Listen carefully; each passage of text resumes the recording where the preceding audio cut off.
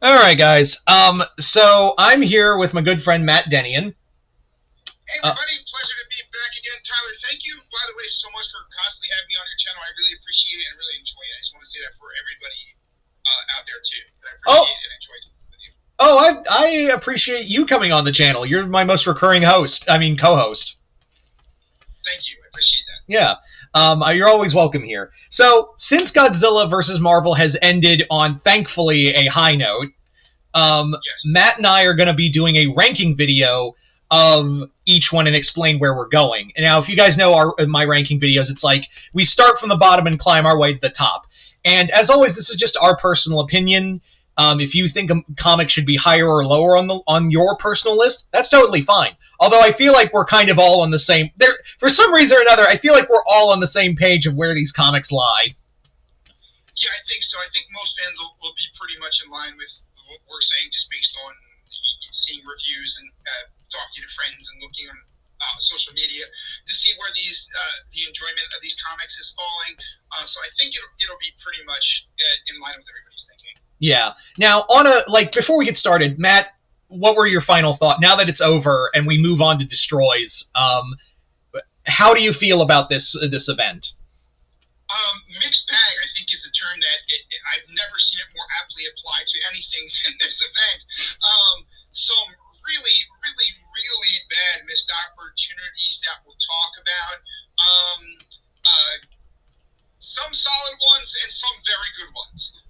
So all over the place with this series, and that's in terms of storytelling, in terms of giving us what they advertised, in terms of artwork.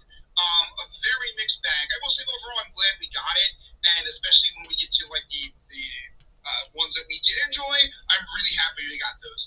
The bottom tier ones, man, what a missed opportunity. But Yeah. hopefully, is made up for in Godzilla Destroys the Marvel Universe. See, my thing is, it feels like no one wanted to do this. Outside of like two people, no one wanted to do this. I can see where you're going with that. Yes. Yeah. We talked a lot about it in Godzilla versus Avengers of like, and we're gonna get to that one. Those comics, it really kind of hit home.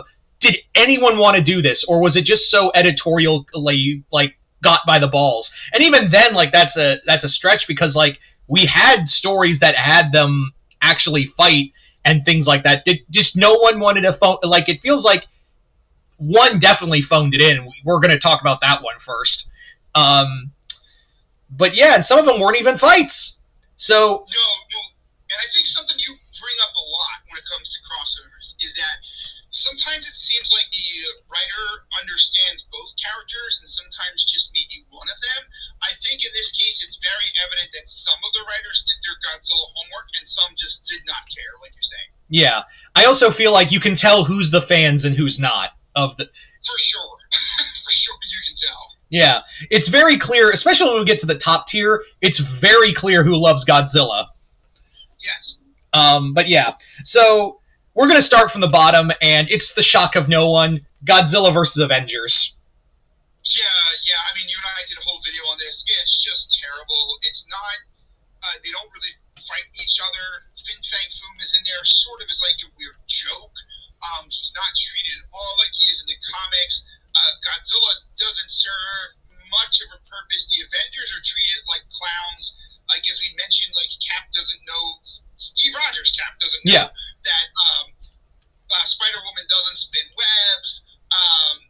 It's I don't even think they went for like a campy approach. Like, let's as Godzilla fans, we know there are some campy movies. You look at like especially the mid to late '70s ones of like versus Megalon versus Gigan. They're pretty campy, but they're still fun. This wasn't fun or funny. well, It was just sad and like you said, it really seemed phoned in. yeah. And the other thing is too, it really feels like the writer Dave Walker, who's done some solid stuff, is trying to emulate, because this is Brian Michael Bendis' new Avengers era, and it really feels like he's trying to emulate a Bendis book without understanding how Bendis wrote his stories. Yes, I think that's a very good way to put it. It's a kind of a theme we'll see in a lot of these, where like they're set in.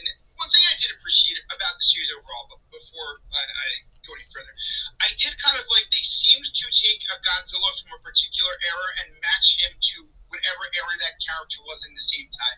So, for instance, this seemed like a very much like 2000s Godzilla, and kind of set with the Avengers in the same time frame as those movies came out. Yeah. I also don't like how they treated Fin Fang Foom of making him like Hulk talk, because that's not Foom. Also, No. just embarrassing Foom like that, it's just, what were we doing? It was such a missed opportunity. We could have gotten a really cool throwdown between Godzilla and Fin Fang Foom, with the Avengers trying to run sort of like, damage control and saving people and jumping in where they could. They even like threw Jet Jaguar in there for no reason. He didn't like really do anything other than get destroyed and like. Yeah. Someone brought up when I did that review. Someone brought up a really good point. Why didn't they use Red Ronin? Yeah, I agree. Why not use Red Ronin? Red Ronin would have been like made a lot more sense and been a nice throwback, at least. Would have been a little nice something to the fans, as opposed to like the nothing that we did get. Yeah, even Fin Fang Foom's actions, like he kind of wouldn't care if somebody else thought they were the king of the monsters. They could have done like Godzilla encroaching on what Foom perceived as his territory, or like Foom could have just been attacking. Where were they, in Washington or something? Wherever. Oregon. It was Oregon. Oregon, thank you. And then Godzilla came to like fight him off. Like that would have been fine. But no, they gave us like a Three Stooges type kind of battle between them, where like Godzilla bitch slaps him with his tail, and that's it. The Avengers, like we said, are completely incompetent in this. And the whole thing is just a mess. It's just a mess. Yeah. I will say that this was a missed opportunity on every level, and it's very clear, did Dave Walker want to do this? Was it just a paycheck to him? And the other thing is, too, this also proves there's no continuity between all of them, and we'll get to that in a bit, but, like, yeah, Tony's still alive, even though, quote-unquote, Iron Man died in Godzilla vs. Hulk, and Wolverine doesn't bring up the fact, I fought him back in the 90s. No, nor does Spider-Man. Yeah. So, so there's, like, I don't know what they were trying to do with it. We'll talk about when we get to the other books, but, like, this is the worst. Like, this is so god-awful, and I just want it, how do you fuck this up this bad? I don't know, because later, you and I are going to do a second tier list. We look at other Godzilla crossovers, and one of them would be like the 70s run as a whole from Marvel, and you get like a very good Godzilla versus Avengers battle at the end of that one. Like all they kind of had to do was like look at that one and say like, okay, what can we do a little bit differently, but to keep the feel from this, right? Yeah, exactly. So, do you want to move on to the next one? Sure. Yeah. Next, we had Godzilla vs. X-Men, so I'll let you take the lead on this. Yeah. Godzilla vs. X-Men should have been called Godzilla vs. the Super Adaptoid with X-Men's powers. This whole book, I will give it a little more credit. And it's honestly, like, I'm torn between which I dislike the least, between this and the next book we'll talk about. Matt and I had a discussion. The reason why I think I hate this more is because even the fight we get is barely there. Yes, yeah. So, like you had said, we get the X-Men put their all their powers together into the Super Adaptoid, and then use pin particles to blow up the Super Adaptoid, which is a bit creative of France, but the two things come to mind. As you pointed out in your review, I think the X-Men have fought kaiju before, so it's not like it's something they haven't done. Yeah, it's like they've fought they fought Foom before, they fought Krakoa, they fought the Living Monolith, they went to what is essentially Marvel's Monster Island and fought the monsters there, like Goom and all of them. So why bring up the Super Adaptoid at all? You could even have a cool scene where, like, Jean tries to, like, mind blast Godzilla, and Godzilla's just like, all the horrors of Godzilla's mind just freaks her out. Yeah, any number of stuff would have been cool. The X-Men getting their clocks clean, and then Jean goes full-on, like, Dark Phoenix would have been kind of cool, I feel like. Yeah. And then it could have been like, oh crap, the X-Men have to work with Godzilla because Jean is the bigger threat if she goes Dark Phoenix, you know? Yeah, and also the Sentinel versions of like, Heisei monsters, I was like, you couldn't spring for, like, a Sentinel Mechagodzilla, you had to do this weird crap. They literally looked like bad Beast Machine Transformers. It was odd choices too. It was like Fire Rodan, Batra maybe. Batra and Biolante, yeah. Biolante, yeah. So I would have not done that. They made it like a tri-sentinel. You could have, like you said, just had I guess they didn't want to overuse Mechagodzilla as like a sentinel, but they could have just used the tri-sentinel itself. Would have been cool. Like, yeah. The tri-sentinel is powerful. It took Cosmic Spider-Man to take it down. Or even like hell, a master mold with using Godzilla cells. Yeah, a master mold using Godzilla cells would have been really cool. They could have done something with that. They didn't. And then, like you said again, the fight was disappointing. We got like 2 panels of the X-Men giant super adaptoid fighting Godzilla, and then they team up to fight the Tri-Sentinel for like 5 panels.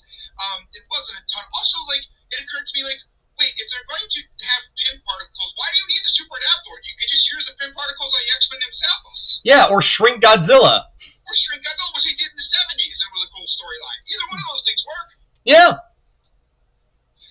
It would have been a better story. I think in this case it was them trying to be too smart for their own good with we'll do the super adaptoid with all the X-Men and blow it up, and then the Tri-Sentinel kaiju with like no build up to it, which is like, and I think this series might have been better if it was connected, so you could have gotten hints going forward, but we didn't really. Yeah. So I guess we'll move on to our next comic, and that is Godzilla vs. Hulk. I'm sorry, Godzilla meets Hulk. Yeah, the epitome of false advertising. I know you and I did a video on this one too, and it just pissed me off. I feel like you hate this more than I do. I hate this one because I'm an old man. You know? I've been a kid. You know, it's been like a thing for my brother and I and friends to discuss. Like, okay, fanboying aside, who are monsters that could legitimately give Godzilla a threat? And the Hulk was always one near the top of the list. And they advertise this as like, they're going to determine who is the strongest of all. And I'm like, I'm in. Hulk versus Godzilla. Let's freaking go. And they don't fight at all. And it pissed me off. My wife came home. She's like, what are you so mad at? She was like, you look like, I don't know, we just lost $2,000 or something. I'm like, I'm just pissed at this topic. Yeah. It pissed me off with the false advertising, yeah. I thought the story was okay for what it was. And had they called it Marvel Team Up, I wouldn't have been as pissed off. I'd have been like, I missed opportunity, but okay, they're promoting it as Marvel Team Up. What are your things? I'm there with you that it's flagrant false advertising, that there's no Godzilla versus Hulk. Maybe we'll get that in Destroys, who knows? But this is the same writer as Destroys, so I'm worried. But my thing is, I think I like it a little more, even though the fight ruins it. And again, I teeter between which one I dislike more, versus X-Men or versus Hulk. Reason why I give it a little more to versus Hulk, just a small smidge, is that Jerry Duggan does understand 70s Hulk, even though this feels like they were trying to build like an entirely alternate universe that doesn't really go anywhere except for the next book. And also I like the return of Dr. Demonicus. I did like that. I hated that they made Bruce such a douche in this. Like, his friend Rick is just dead, and they act like he was the Hulk. I also didn't get making, and this again with the continuity that they're not connected at all comes into play. They referenced that they made a Hedra out of like Fin Fang Foom and other monsters, even though Fin Fang Foom appears in Avengers, which takes place later on, so definitely not connected. But additionally, it was like, wait, why just say other monsters? You have monsters that would have made sense to make Hedra out of in the Marvel Universe, because Fin Fang Foom makes no sense. Like, Man-Thing might have made a lot of sense. Krakoa might have made a lot of sense. Like, you had monsters you could have made Hedra out of, right? Yeah, and I don't get it. Also, Hulkzilla looked dumb. I will give it credit that I think I know what they're trying to do is make him look like a homage to the Marvel Godzilla. Yes. So I'll give it that, but still, Hulkzilla just looked dumb. There's also one other interesting thing, I think, in every comic in this series, except maybe Avengers and even X-Men, they did give us like a Marvel-wise Godzilla, where like he's combined with something else, like the Godzilla Hulk in this one.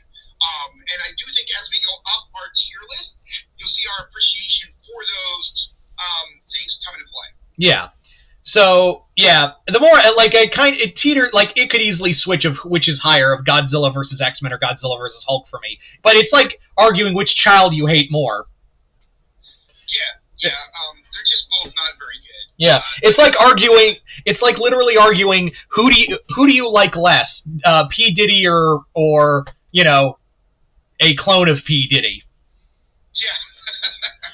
And to be honest, I might have been okay if we didn't get these three we just talked about. What do you think? Like, the Hulk one has an okay story. I guess I'll give it that. Yeah. I could have done without X-Men and Avengers, honestly. Yeah. That's how I feel too. Is that at least Godzilla vs. Hulk feels like Jerry Duggan does know how to write and he wanted to write a Godzilla story. He does love Showa era Godzilla, so I give him a little more credit for him doing Destroys. And I know he's done kaiju. If it was Cullen Bunn doing the Godzilla comic, I would have been more. I'd have been like, maybe, but he did really good on Monsters Unleashed. The only thing that made me go would make me draw back if Cullen Bunn was doing Godzilla versus Destroys. If it was Bunn, was but Power Rangers 2, Godzilla versus Power Rangers. But he usually knocks out of the park when it comes to giant monster stuff. But Jerry Duggan's also really good at doing these more action-based stories. And I will say this. Which is a surprising part. Yeah, and I will say this. I think the reason why I give it to Godzilla vs. Hulk over Godzilla vs. X-Men is Godzilla vs. Hulk, while we didn't get a fight between Godzilla and Hulk, what we did get is actual fights with other monsters. So we actually get fights, not two panels of fights. Fair enough. Yes, I can agree to that. Yeah. So now we get into the good, and this is the good book, Godzilla vs. Spider-Man. Yes. I really enjoyed this one. I know you had some issues with it, which I can see and agree with. But I did like it. It felt like an early Heisei Godzilla movie, and it felt like a mid-'80s Spider-Man. I enjoyed kind of like the humor you would get with that era of Spider-Man in there. It wasn't a ton of a fight, but it was as much of a fight as Spider-Man could give to Godzilla. Like, I thought it was appropriate. Yeah. He's like he could throw down like the Hulk or some other characters we'll come up with later could with Godzilla. Something I think fans have wanted to see for a long time because it's been like done to death is the Venomized Godzilla, which was pretty neat to see. I like that they referenced that Godzilla was sort of chasing the symbiote because he knew it was evil or at least a threat, which is something like the Heisei Godzilla would do, especially when he was able to like realize that King in Black was kind of behind it. Then I liked Godzilla fighting like the symbiote itself was pretty good. I know I won't step on your toes, but I can agree with the issues that you had with it. But overall, I will say I really enjoyed this one. Yeah, second reading, I liked it a little more. I just fucking hate Nick Lowe as a human being. Right. Because of what the damage he's irrevocably done to him, the rest of Spider-Man editorial irrevocably done to the character of Spider-Man. But yeah, we get Venom. That was the whole point, is just to get Venomzilla. Like, that was really it. It was really good, and Nick Bradshaw's artwork is really solid. Yeah. So we got the Venom Godzilla. I know, like, our friend Will had pointed out, like, in a conversation in a group that we're in, like shouldn't like Godzilla's radiation and like his roar like peel off the Venom suit? And I was like, well, it was just so cool to see Godzilla in the Venom suit that it took away the heat factor. It said, something happened to me like that once, and then I said, like, as far as like the roar goes, it's really hard to roar with a tongue that big. I mean, ask Gene Simmons, so thing. Yeah. And I also, like, I didn't think about that, but I was like, yeah, but his roar peeled the symbiote off in the first place. Yeah, it's definitely putting aside your disbelief for a little bit. Yeah. It's almost like the writer went, shut up, it's cool. Yeah, exactly. I kind of agree with him in this take. It's like, I know it doesn't make sense, but shut up, it's cool. We all want to see this. So. Yeah, and also the Venom, the Godzilla-fied Venom is also cool. I really want an action figure of the Venom Godzilla. Money waiting to be printed. I hope that. God, who does Marvel's toys now? I think it is still Hasbro. Okay, so Hasbro would have to work with like Bandai or something, I guess. I'm not sure how those go, but hopefully we get the Venomized Godzilla. Well, I was thinking of Eddie Brock's Venom. I was actually saying the Venom Godzilla, the one Eddie Brock turns into. Oh, that one! Yeah, that would be really cool. I want that too. That was really cool too. Yeah. But I think that the Venomized Godzilla is the second coolest sort of Marvel Marvelized Godzilla we got. Yeah, I agree with that. I will also say that, like, I do like that Joe Kelly, who is a competent Spider-Man writer, he does get that era, but I feel like there are too many jokes here, and also, like, I don't know how I feel about, I don't know how I feel about, like, the jokes take away some of the tension. No, I can agree with that, because it does get a little bit ridiculous. Like, some humor in Spider-Man is definitely warranted and appreciated, but yes, I can agree that in this one they do get a little bit overboard with it. Yeah. So now we come to our top two, and this was kind of tough. Like, you know what the top two are. Like, there's like a process of elimination, right? Yeah. And this even, Matt and I had like some comments and things like that of like which to determine like which are the top two, like of these two, which is the number one, like who gets the silver and who gets the gold. But after some deliberation, it feels like these two writers and these two books were the ones that understood and loved the assignment. Yes. So for silver medal, the first of these series, Godzilla versus Fantastic Four. Yeah, I thought a really fun comic. It definitely seemed like they did their Godzilla homework. They referenced the 54 movie specifically in this one. It feels like a 60s Fantastic Four comic. We do get Godzilla fighting the Fantastic Four. We get Ghidorah coming down as a herald of Galactus, which was pretty cool, and the Silver Surfer having to impart his power onto Godzilla to then team with the Fantastic Four to fight off the Ghidorah herald of Galactus. Short and compact. I really enjoyed it, though. It had one big drawback for me, which I think is the same for you, but for the most part, really enjoyed this comic. Yeah, it definitely lulls us into thinking it's going to be a great series. It does. They bookended this very well, obviously, as people know by now. Yeah. I really liked it. I think, again, Ryan North, who has been doing a phenomenal run on Fantastic Four, he did a painstaking to make it feel like a Kirby and Smith story, like a Jack Kirby and Lee story. Excuse me, like you could see Lee, Kirby, and Ditko doing this book.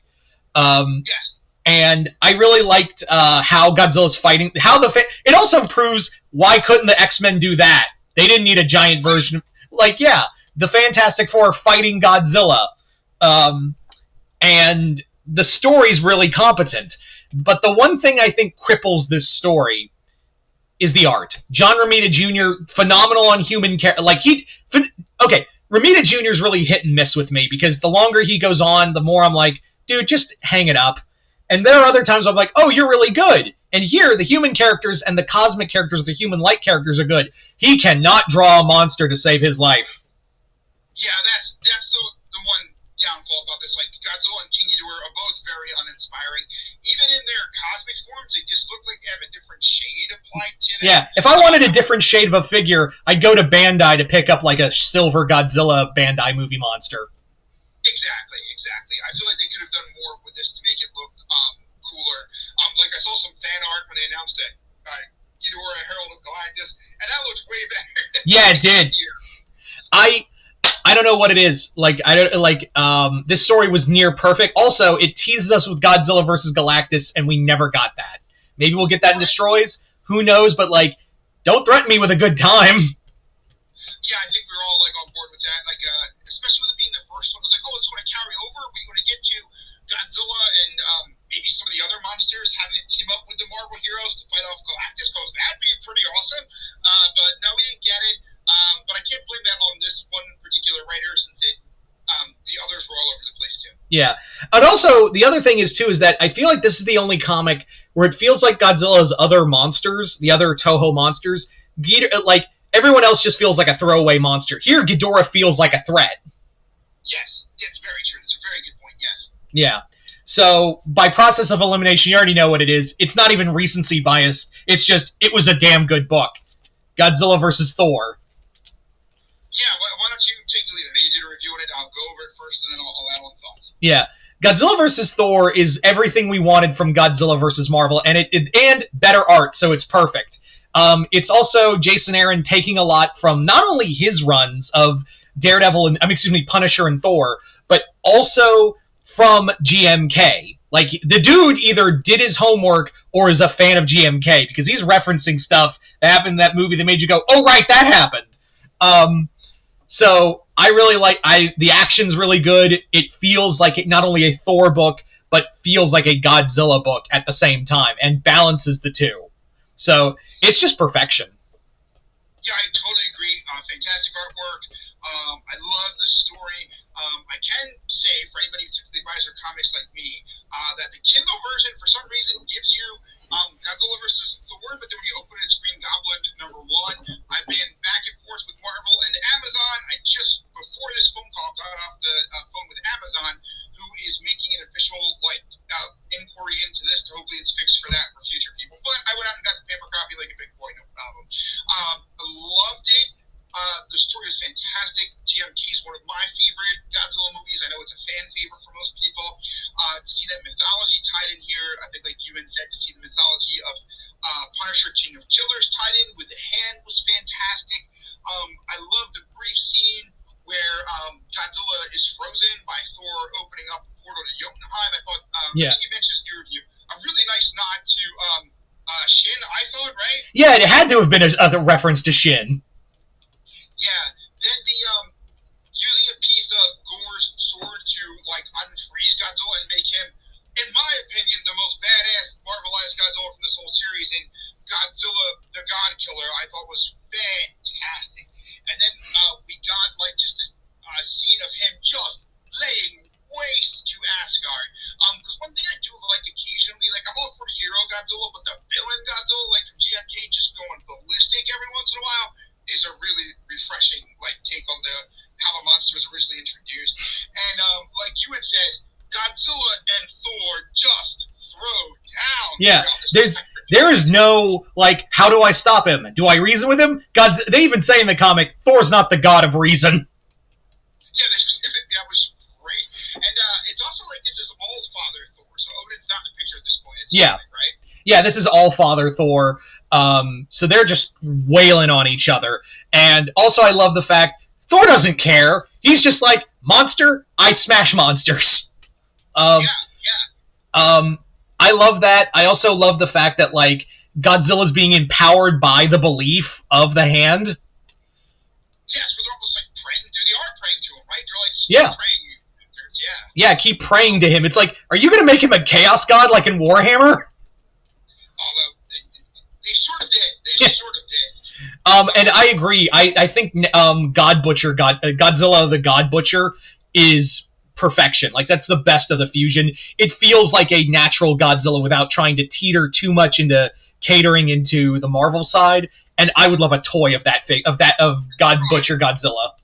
Yes, for sure, especially with the GMK base, because the GMK Godzilla, the mythology is infused with spirits. So for the hand to put the beast into him, or to infuse him with the power of the God Butcher, makes total sense in this case. Yeah. So the other thing I like is sorry. Sorry, I was going to say real quick, I think you mentioned before too, maybe I was about to say, I know Toho has a thing where Godzilla can't lose, and Jason Aaron did a great job. Neither Godzilla or Thor loses. They just fight for eternity, which I thought was really cool, and it kind of fits in with Norse mythology. That you do get these characters that are just fighting forever. Yeah, that's the whole thing, is that there is a clause that Toho gives for these crossovers, or just the comics in general, is Godzilla can't lose. And Jason went, okay, he's not gonna lose. He's not gonna win either. And like you said, clearly a fan of Godzilla, because he knew the GMK story at the very least. He starts with the heart that's left at the end of the movie. You get the references to that Ghidorah and Mothra fought Godzilla, and they thought he was dead. They mentioned that he was infused with angry spirits. It actually was to the point where after reading it, I was like, damn, I had to go back and rewatch GMK. Yeah. It's so many good memories. Yeah, and that is my favorite. One of my favorite Godzilla designs is GMK Godzilla. To see that again was really cool. I also really like that it's Jason Aaron didn't want to overcomplicate it either. He understood the assignment. Yes. I know. Thank you for bringing up the overcomplicated part. When I had posted my thoughts, not on your video per se, but on social media, about Godzilla vs. Hulk and them not fighting. A lot of people being like, oh, well, there's no reason for them to fight. Well, they fight like because they're freaking the Hulk and Godzilla. It's what they do. Is get mixed up when they come across other things sometimes and engage in fights. The Hulk in particular.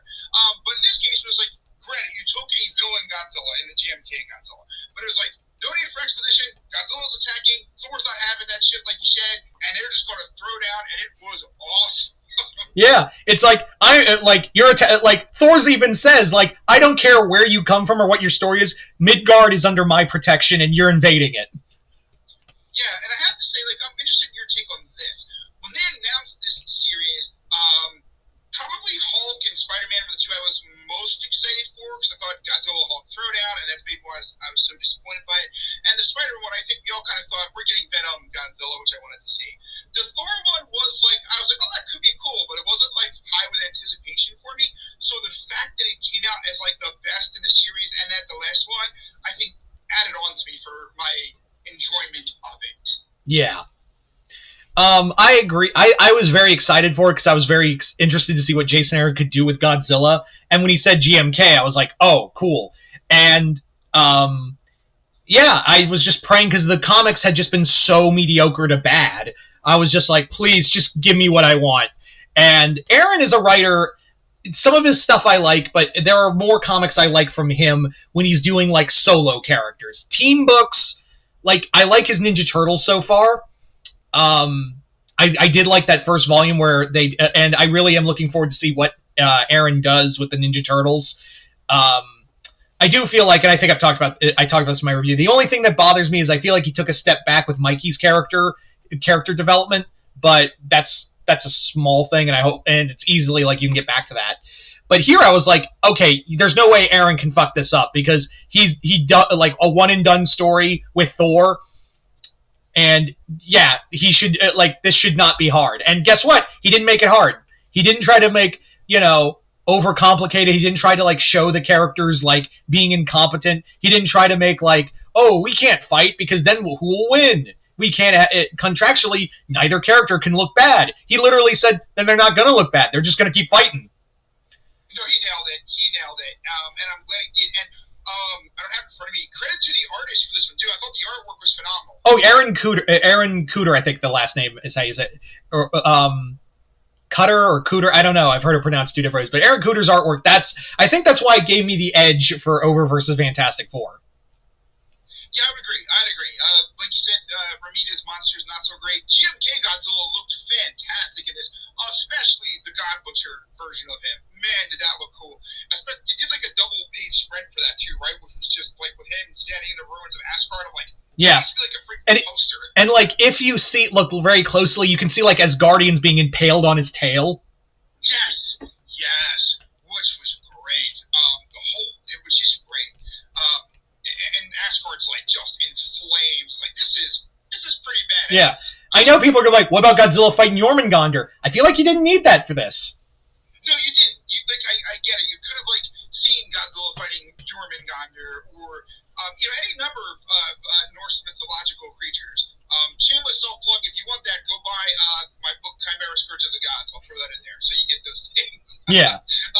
But you didn't need it because it was just, the story between Godzilla and Thor, it was really good.